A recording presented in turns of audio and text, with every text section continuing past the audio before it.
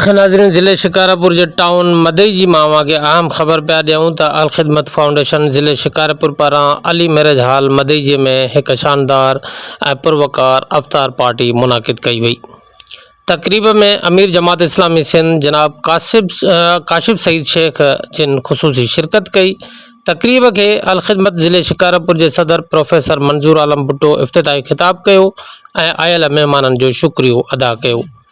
तकरीब में मदई जी जिंदोदेरो आराए दड़ी जाखरी समेत मुख्तलिफ़ इलाइक़नि का सवे सियासी समाजी अदबी ऐं सहाफ़ी अगुवाणनि समेत वॾे तइदाद में शहरन ऐं मुअज़्ज़िज़ीन शिरकत कई। तकरीब दौरान मेज़बान साथियन अमीर सूबा काशिफ सईद शेख ऐं ॿियनि आयल मेहमानन के सिंध जी सूखड़ी अजरक जा तोहफ़ा पेश किया।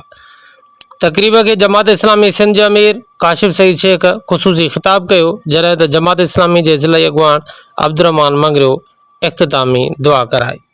बाबरकत जो महीनो आहे, रमज़ान जो महीनो नुज़ूल कुरान जो भी जो महीनो आहे, रमज़ान जो महीनो जो इन लिहाज़ का भी जो अहमी जो हामिल आहे, जो नबी करीम सल्लल्लाहु अलैहि वसल्लम जिन फरमायो त जे ईमान ऐं एहतिसाब सां रोज़ा रखिया अल्लाह रब्बुल आलमीन उन जा पोयां सब गुनाह माफ़ कंदो। त माना ही अल्लाह जी रहमत जेका आहे तव्हां असांखे सॾे थी, मुखातिब थी थिए, पुकारे थी त असां तव्हां जेके आहिनि जेका ज़िंदगी गुनाहनि सां गुज़ारिया आहिनि, इन गुनाहनि सां भरियल ज़िंदगी जे अंदरि रमज़ान में वेही करे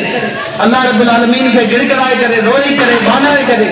पंहिंजे कयल गुनाहनि जी जेका माफ़ी भी तलब कयूं ऐं अल्लाह ताला जी ज़ात जेका आहे उहा वॾी जेका आहे मग़फ़िरत करण वारी आहे, वॾी वसी जेका आहे ऐं उनजी मग़फ़िरत तमामु वसी ऐं बेपनाह जेका आहिनि उनजी मग़फ़िरत जेका मौजूदु आहे। छो त नबी करीम सल्लल्लाहु अलैहि वसल्लम जेको आहे एक हदीस जे अंदर जो फरमायो त गुनहगार त हर इंसान आहे,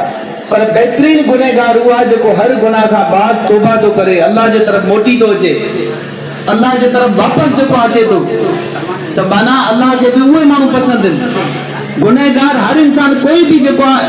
नथो थी सके जो चवे त मां गुनाहगार नथो न आहियां या मां को पाक साफ़ आहियां, मां को फरिश्तो आहियां। हर माण्हू खां जेके आहिनि उहे गुनाहूं, लग़्ज़िशूं, कोताहियूं, कमज़ोरियूं उहे जेके आहिनि बराबरि जेके आहिनि थियनि थियूं, पर अल्लाह जी मग़फ़िरत अल्लाह जे खौफ में तौबा जे सूरत में जेके न गोड़ो जेके न भयो आहे बाबरकत जो का इन साहतुन में जिते नबी करीम सल्लल्लाहु अलैहि वसल्लम जिन फरमायो त अल्लाह रब्बुल आलमीन टिन माण्हुनि जो दुआ रद नाहे कंदो। उन मां हिकिड़ो माण्हू उहो आहे जेको इफ्तारी जे वक़्तु जेको दुआ थो करे, अचो त अल्लाह जी बारगाह में सची तौबा कयूं। अल्लाह खौफ अल्लाह जी उहा तक़वा जेका असांजे अंदरि हिकु महीने जी प्रैक्टिस में पैदा थी थिए,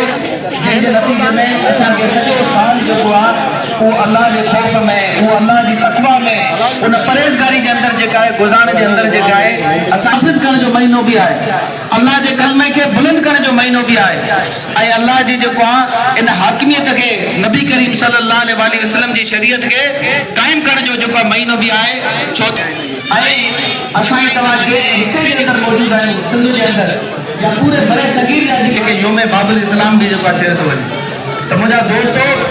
त ही जमात इस्लामी जेका है करे रही आहे त अल्लाह जी धरती जे मथां अल्लाह जो निज़ाम, ही जमात इस्लामी जेका है करे रही आहे त अल्लाह जी धरती जे मथां अल्लाह जो निज़ाम मोहतरम जनाब को पेश कर साईं अब्दुल अजीज भुट्टो साहब अमीर सूबा अमीर जमात इस्लामी पूरी पई खिदमत की जरूरत पई त अल ख़िदमत फाउंडेशन सब सैलाब हुजे या इंसानियत गरीब